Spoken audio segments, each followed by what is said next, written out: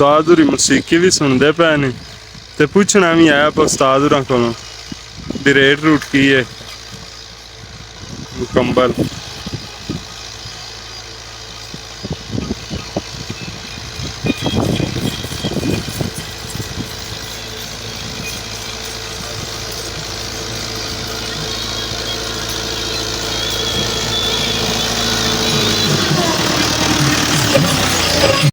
उस्ताद जी पिछले साल कितना प्लांटर कढ़िया तुसा? तकरीबन 200 किला। ते हुण की रेट ला रहे हो? 3000 रुपये किले का। ते तकरीबन 1 किला कितने मिनटां च काट जांदा है? हाँ माशाल्लाह हुण खेल बहुत सीधी है, हालांकि लंबाई भी बहुत ज्यादा है, 3 किलियां दी लंबाई है। हर बंदा सीधी खेल नूं पसंद करता है। चलो अल्लाह खैर करदा।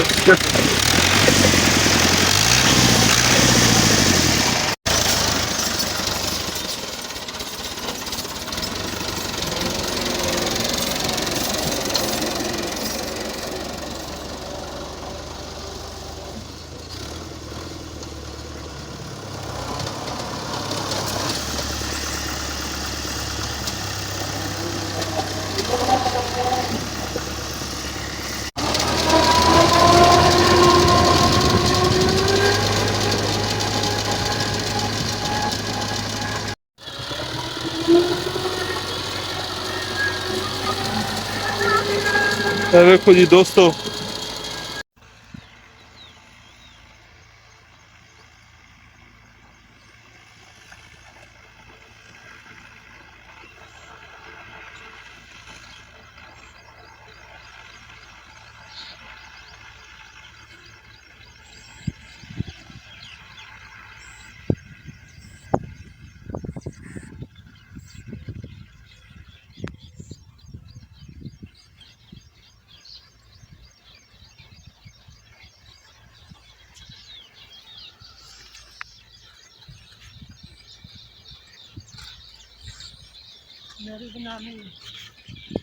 लो भी तेरी भी बन गई है।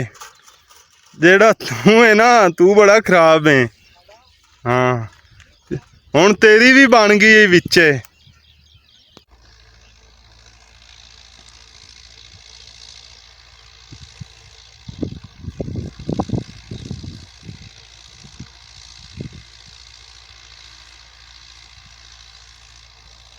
उस्ताद होरी दोबारा बैक दूसरा गेड़ा लेके आ रहे ने।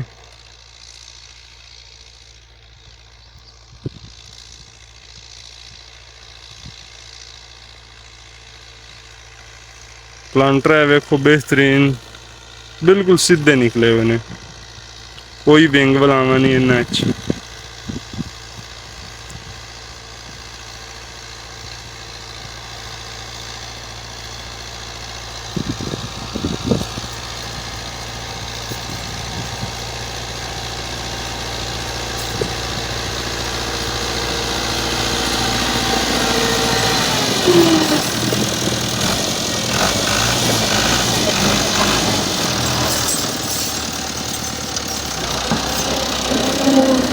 ਇੱਥੇ ਹੁੰਦਾ 85 ਬ੍ਰੇਕ ਤੇ ਮੁੜੇ ਆ। ਮੱਕੀ ਘੇਰਨ ਵਾਲਾ ਮਕਬੂਲ ਵਾਲਿਆਂ ਦਾ ਵਿਹਾੜੀ ਦਾ ਬਣਿਆ ਹੈ। ਤਕਰੀਬਨ 3 ਕਿੱਲਿਆਂ ਦੀ ਲੰਬਾਈ ਹੈ।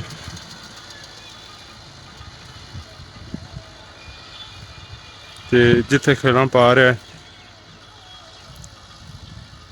3 ਕਿੱਲਿਆਂ ਦੀ ਲੰਬਾਈ ਕਾਫੀ ਹੁੰਦੀ ਹੈ। ਖੇਲ ਸਿੱਧੀ ਕੱਢਣੀ ਵੀ थोड़ा जिहा हिसाब वाली गल हुंदी है।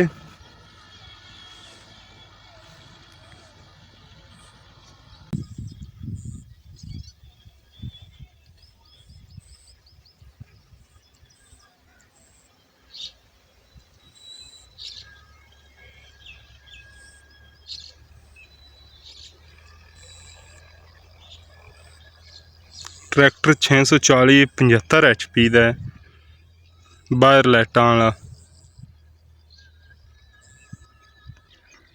गेड़ा लैके उस्ताद होरी पिछां टुर पे ने।